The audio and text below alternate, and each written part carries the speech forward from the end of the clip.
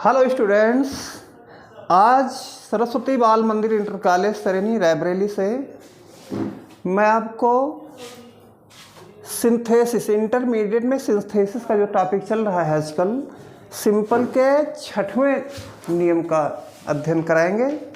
इस नियम का नाम है एडवर्ब या एडवर्बियल फ्रेज के प्रयोग से। एडवर्ब जो होता है इसका अर्थ होता है क्रिया विशेषण, क्रिया की विशेषता बतलाता है ये। जैसे गया, जल्दी गया, तेजी से गया, धीरे से गया, तो तेजी, जल्दी, धीरे, ये जो भी शब्द हैं ये सब क्रिया की विशेषता बतलाते हैं। तो जो शब्द क्रिया की विशेषता बतलाता है उसे एडवर्ब कहते हैं। और एडवर्ब जो होता है वो एडजेक्टिव में एलवाई जोड़ने से बनता है। और कोई कोई ऐसे शब्द होते हैं जो 2-3 शब्द मिलकर के उस क्रिया को क्वालिफाई करते हैं, मॉडिफाई करते हैं, विशेषता बतलाते हैं, तो वो उनमें एलवाई नहीं जुड़ता है, उसे एडवर्बियल फ्रेज कहते हैं। यानी क्रिया विशेषण का वाक्यांश। फ्रेज का अर्थ होता है वाक्यांश। तो इसमें देखो नियम भी लिखा है कि अधिकतर जो एडवर्ब फॉर्मेशन, एडवर्ब का जो उत्पत्ति है एडजेक्टिव में एलवाई जोड़ने से बनता है। जिस वाक्य में एडजेक्टिव का प्रयोग है उसके स्थान पर एडवर्ब बना लेते हैं एलवाई जोड़कर, और एडवर्ब के प्रयोग से पूरा अर्थ भी आ जाता है। और दूसरा एक रूल्स है कि यदि एक वाक्य के कुछ शब्द मिलकर एडवर्ब का कार्य करें, कुछ शब्द मिलकर, तब फिर उसे एडवर्बियल फ्रेज कहा जाता है। वाक्यांश 2 या 3 शब्द मिल करके वाक्यांश कहा जाता है। तो इन शब्दों से भी क्रिया की विशेषता बतलाई जाती है। अभी एग्जाम्पल के सहारे देखेंगे। और इसका प्रयोग तब होता है जब दोनों वाक्यों में से कोई एक वाक्य दूसरे वाक्य के मेन वर्ब की विशेषता बतलाता है। तो विशेष कठिन नहीं है, इस नियम को समझेंगे। अब एग्जाम्पल के तौर पर लिखा कि Rekha went to school, Rekha school गई। सी वाज रेगुलर, वह नियमित रूप से जाती थी, अर्थात नियमित थी जाने में, उसका आना जाना जो कुछ था वो नियमित था, रेगुलर था। अब दोनों को जोड़ना है तो दोनों का अर्थ एक वाक्य में पूरा आ जाए।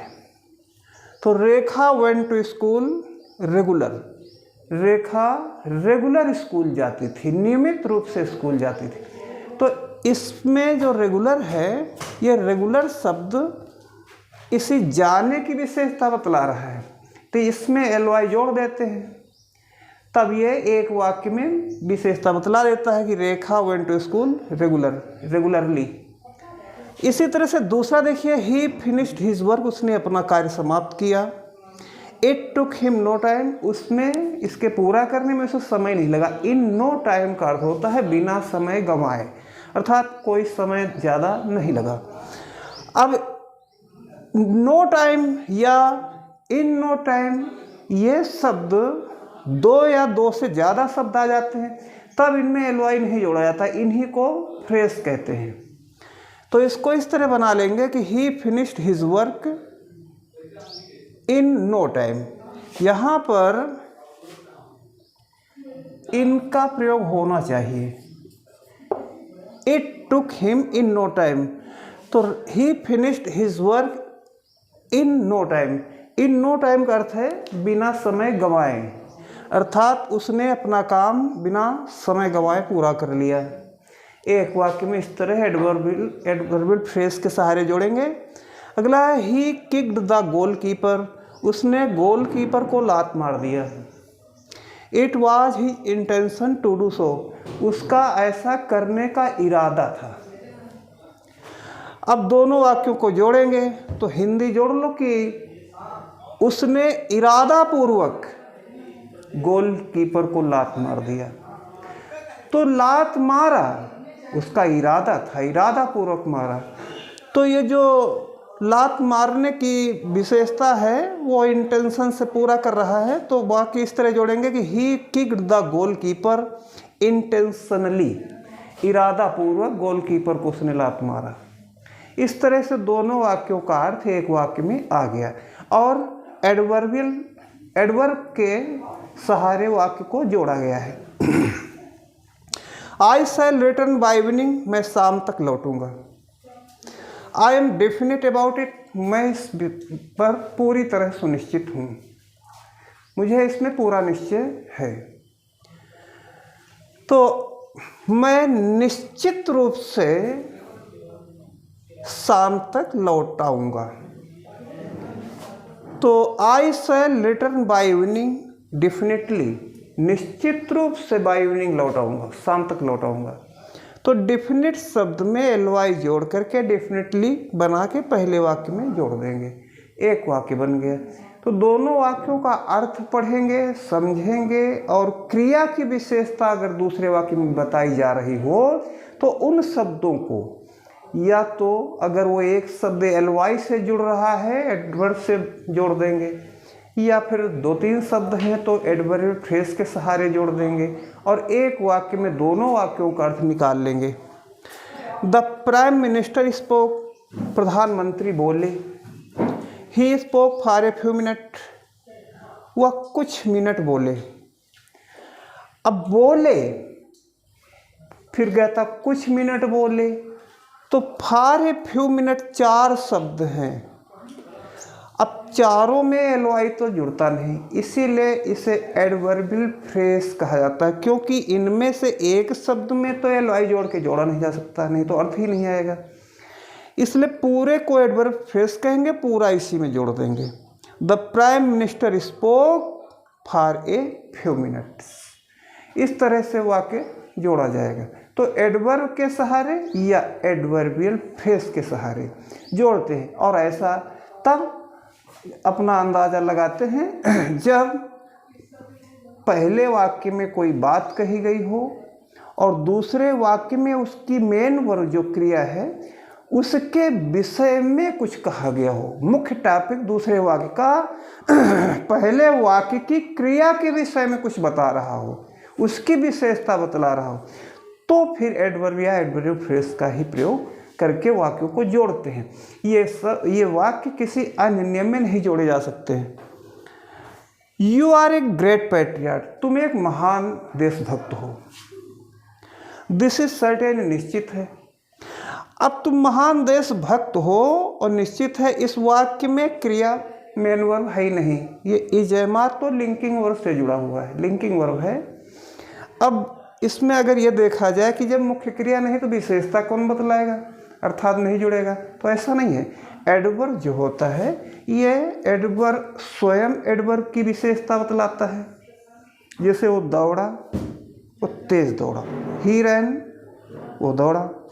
ही रैन फास्ट, वो तेज दौड़ा। और फिर कहता है ही रैन फास्टली, वो बहुत तेज दौड़ा। तो देखो फास्ट एडवर्ब था क्योंकि वो रन की विशेषता बतला रहा था, फिर फास्ट में एलवाई जोड़ा तब वो बहुत तेज हो गया, अर्थात एडवर्ब की विशेषता भी बतलाता है, एडवर्ब एडजेक्टिव की भी विशेषता बतलाता है। अच्छा, बहुत अच्छा, इस तरह से।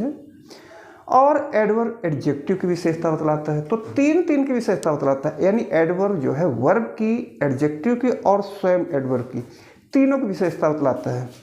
तो आप महान देशभक्त हैं, यह निश्चित है, तो इसमें निश्चित शब्द इसके पैट्रियट के लिए जोड़ेंगे कि आप महान हैं, निश्चित रूप से महान देशभक्त हैं। तो you are a great patriot certainly, इस तरह से भी जोड़ते हैं। तो एडवर्ब के विषय में आपको ध्यान देना है कि मेन वर्ब की तो विशेषता बतलाएगा, लेकिन एडवर्ब है या एडजेक्टिव है तो उसकी भी विशेषता वो बतलाएगा। तो यही थिंकिंग करते हुए वाक्य को जोड़ना चाहिए। ग्रामर को पहले बहुत ध्यान से समझना चाहिए, बहुत हड़बड़ाहट जल्दी में इसे नहीं सीखना चाहिए। सीखते सीखते और फिर उस चीज़ का लॉन्ग प्रैक्टिस करना चाहिए। जब लंबा अध्ययन, लंबा अभ्यास हो जाता है तब उसमें निश्चितता, परफेक्शन पाया जा सकता है। अगर कम अभ्यास है तो सदैव पूर्णता नहीं आ पाती है और जब आवश्यकता होती है कंपटीशन वगैरह में तो गलत भी हो सकता है। इसलिए इसको अध्ययन जब करें तो बहुत बारीकी से सोच समझ कर अध्ययन करना चाहिए। और करने के बाद यदि संभव हो तो एक प्रकाशन की किताब के क्वेश्चन हल कर लो, दूसरा प्रकाशन मिल जाए उसके भी हल कर लो, 2-3 प्रकाशन के हल कर लो, तो वही लॉन्ग प्रैक्टिस हो जाती। कुछ अपने आप से भी वाक्य बनाओ, तब ये अध्ययन बहुत अच्छा अध्ययन हो जाता है। केवल थोड़े से केवल पास होना या जैसे तैसे समथिंग जानकारी प्राप्त करना ये पर्याप्त नहीं होगा लाइफ के लिए। The clerk admitted his error, clerk ने अपनी गलती स्वीकार किया। The clerk expressed his regret, clerk ने अपना पश्चाताप व्यक्त किया। गलती स्वीकार किया, फिर कहता पश्चाताप भी व्यक्त किया। तो गलती स्वीकार किया, अब स्वीकार तो किया और पश्चाताप भी कर रहा है, पश्चाताप पूर्वक स्वीकार किया, बहुत खेद पूर्वक, खेद भी हो रहा उसे। तो इसको जो है एडवर्ब बना लेंगे, इसमें एलवाई न जोड़ करके रिग्रेटफुली लिख देंगे। The clerk admitted his error regretfully. तो इस तरह से जब पहले वाक्य के क्रिया के विषय में दूसरे वाक्य में कुछ कहा जाए, क्रिया की विशेषता बतला रहा हो, तब इस नियम के सहारे वाक्य को जोड़ते हैं और एडवर्ब या फिर एडवर्बियल फ्रेज के हिसाब से उसको लगा के सेट करते हैं। अपनी किताब से इसको और अध्ययन करिएगा। फिर जो भी प्रॉब्लम हो आप सदैव ही वेलकम है, स्कूल आ जाइए, फ़ोन से पूछिए, अच्छी तरह से अध्ययन करिए। यह आपके जीवन के लिए उपयोगी होती है। ग्रामर का अध्ययन विशेष रूप से करना चाहिए।